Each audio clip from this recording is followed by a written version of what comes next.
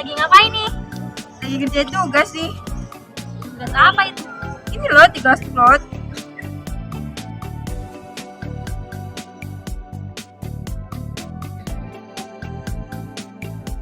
Rek, ntar malam free nggak? Kalau aku sih free, kamu sih? Kalau aku free juga sih. Emang kenapa? Aku yang beli minuman yang keluarin itu sih. Oh ya Milky yang kemarin itu. Gila, ya Milky, minuman apa itu? You Milky, minuman susu. Itu loh minuman yang banyak vari rasanya. Iya, sumpah enak banget jadi rasain Kamu deh. harus cobain itu. Boleh deh, kapan nih? Ntar malam ya. Oke deh, ntar malam ya. Ntar malam ya. Oke. You Milky adalah salah satu UMKM yang menjual minuman dengan ciri khasnya yaitu menggunakan susu. Nah, You Milky ini didirikan oleh sepasang suami istri yang bernama Mbak Vita dan juga Mas Ken pada tahun 2006. Nah, You Milky ini memiliki banyak varian rasa yang tentunya sangat cocok dengan lidah para remaja saat ini. Nah, ini ada sedikit cuplikan proses pembuatan minuman You Milky.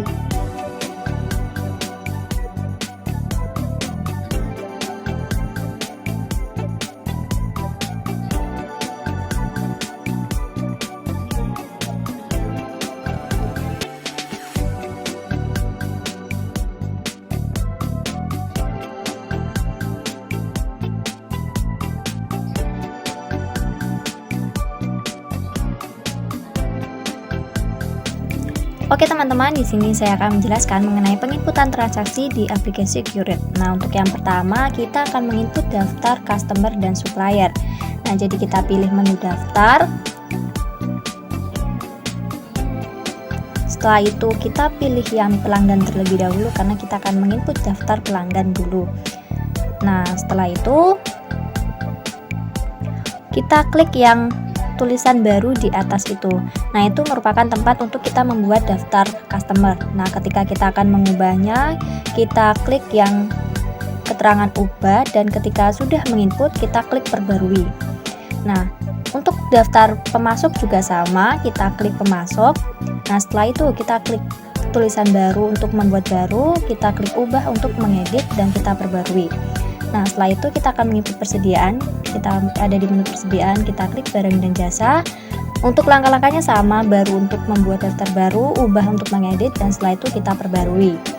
Selanjutnya kita akan mengisi daftar saldo awal. Kita klik buku besar, kita klik daftar akun. Pada daftar akun ini hanya beberapa yang bisa kita isi saldo awalnya seperti kas, piutang dagang, persediaan, dan juga utang. Untuk akun-akun lainnya kita mengisi di buku besar. Lalu kita pilih bukti jurnal umum. Dan untuk tanggalnya sesuai dengan daftar saldo awal. Sedangkan untuk deskripsinya kita beri keterangan saldo awal, lalu kita masukkan, setelah itu kita klik simpan dan tutup. Nah, selanjutnya kita akan melakukan transaksi. Yang pertama untuk penjualan, kita pilih menu penjualan, kita pilih faktur penjualan. Nah, setelah itu kita isi customer-nya kepada siapa kita akan menjual barang tersebut dan pastikan untuk invoice date dan ship date-nya harus sesuai dengan tanggal transaksi. Lalu kita masukkan barang-barang yang akan kita jual. Dan untuk menu bayar ini merupakan penjualan secara tunai. Ketika kita akan menjual tunai, maka kita klik bayar. Dan ketika kita menjual secara kredit, maka kita pilih simpan dan tutup.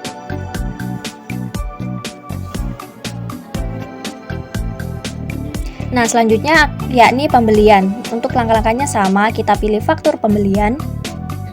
Setelah itu kita pilih suppliernya dan pastikan untuk invoice date dan ship date-nya harus sama. Kita juga perlu mengisi invoice number. Lalu kita masukkan daftar barang yang akan kita beli. Nah, untuk pembelian secara tunai maupun kredit, langkahnya sama, yakni kita pilih simpan dan tutup. Namun perbedaannya ada di ketika pembelian secara tunai, maka kita perlu melakukan pembayaran, yakni kita klik pembayaran pembelian.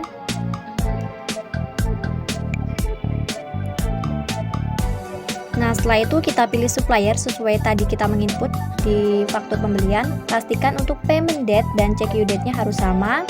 Lalu kita klik simpan dan tutup.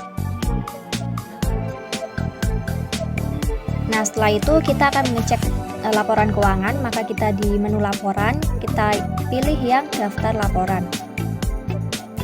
Nah, untuk yang pertama untuk laporan laba rugi, kita pilih yang laba rugi standar.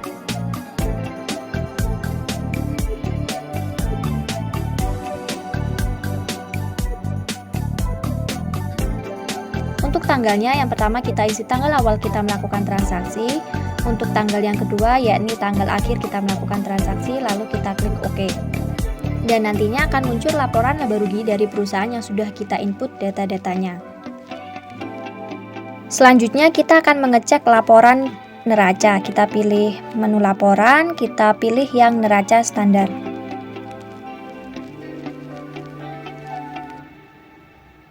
Untuk tanggalnya kita isi dengan tanggal akhir kita melakukan transaksi, setelah itu kita klik OK.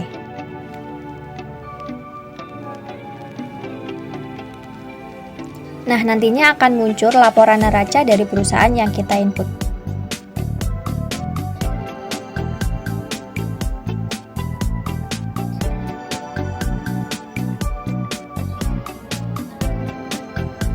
Nah, ini merupakan laporan neraca dari UMKM Yomilki yang kita input data-datanya. Baik, yang selanjutnya yaitu menyusun laporan keuangan dengan menggunakan aplikasi Zahir Accounting. Jadi, untuk menginput data pelanggan, pemasok dan juga karyawan, kita pilih data nama alamat, lalu kita klik tambah data. Lalu setelah itu akan muncul tampilan seperti ini. Nah, untuk menginput data terkait customer, kita tab-nya kita pilih customer, dan untuk ID-nya ini akan otomatis. Nah, selanjutnya kita mengisi terkait informasi-informasi perusahaan seperti nama perusahaan, alamat, kota, negara, dan juga kontak personnya. Nah, setelah itu kita klik rekam.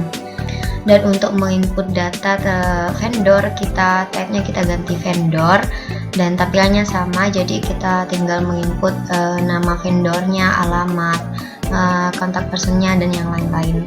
Jadi setelah itu kita langsung rekam.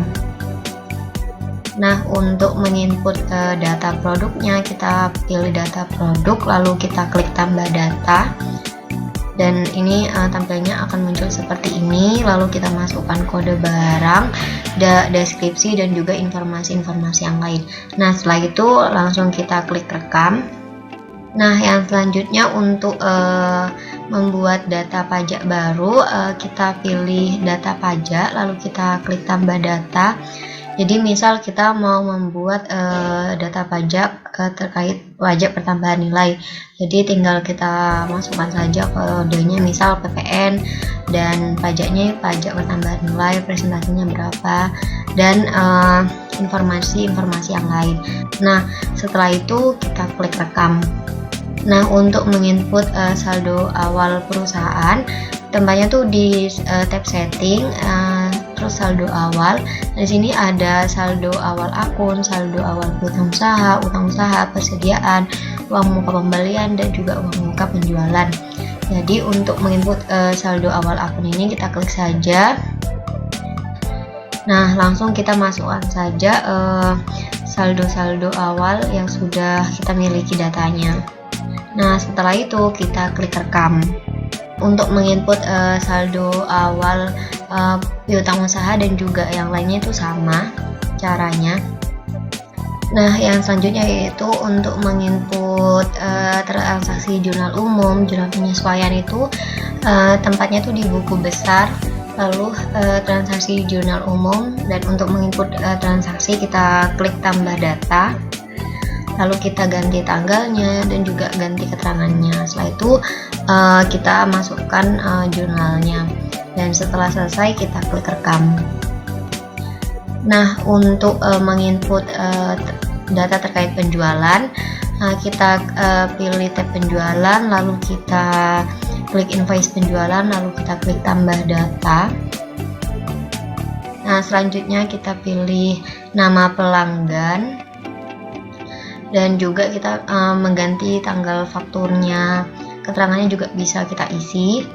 Dan untuk penjualan secara tunai kita bisa mencentang yang ini, dan untuk penjualan secara kredit ininya tidak perlu dicentang, dan untuk termnya itu bisa diisi di sini. Dan jangan lupa untuk mengganti tanggal pengirimannya juga. Nah, setelah itu kita input data-datanya terkait nomor barangnya, terus kuantitasnya dan harganya, diskon, dan yang lain-lain. Nah, setelah itu kita Dan jika ada biaya lain-lainnya kita bisa isi di sini. Dan setelah itu setelah selesai menginput datanya kita klik rekam. Dan untuk penerimaan piutang usaha dari customer kita bisa inputnya dengan memilih pembayaran piutang usaha, lalu kita klik tambah data, lalu kita pilih pembayaran piutang ini dari siapa. Lalu biasanya nanti di sini akan ada nominal jumlah yang dibayar.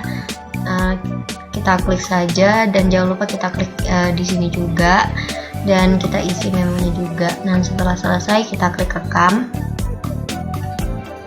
Nah, yang selanjutnya untuk menginput data terkait pembelian, kita pilih tab pembelian, lalu kita klik penerimaan barang, lalu kita klik tambah data.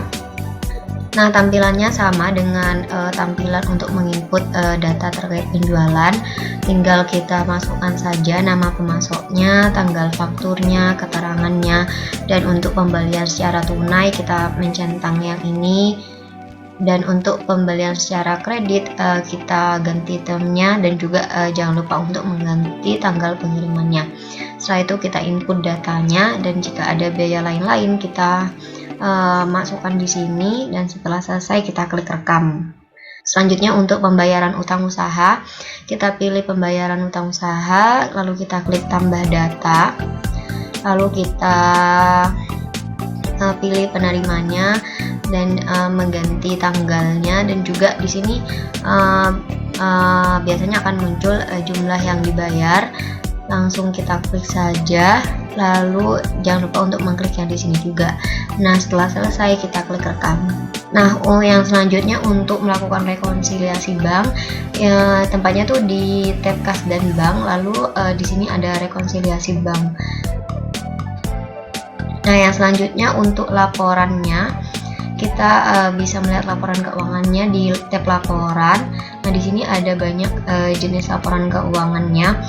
Misal di sini saya ingin melihat laporan laba rugi standar, langsung kita klik saja, lalu kita pilih periode akuntansinya. Setelah itu lalu kita klik OK. Nah, di sini akan muncul laporan keuangannya. Nah, untuk menyimpan laporan keuangannya ini, kita klik export di sini, lalu kita pilih format yang kita inginkan untuk laporan keuangannya. Di sini saya memilih PDF file, lalu kita klik OK dan kita save. Nah, laporan laba ruginya ini akan tersimpan di device kita. Nah, mungkin itu saja yang bisa saya sampaikan terkait penyusunan laporan keuangan dengan menggunakan aplikasi Zahir Accounting.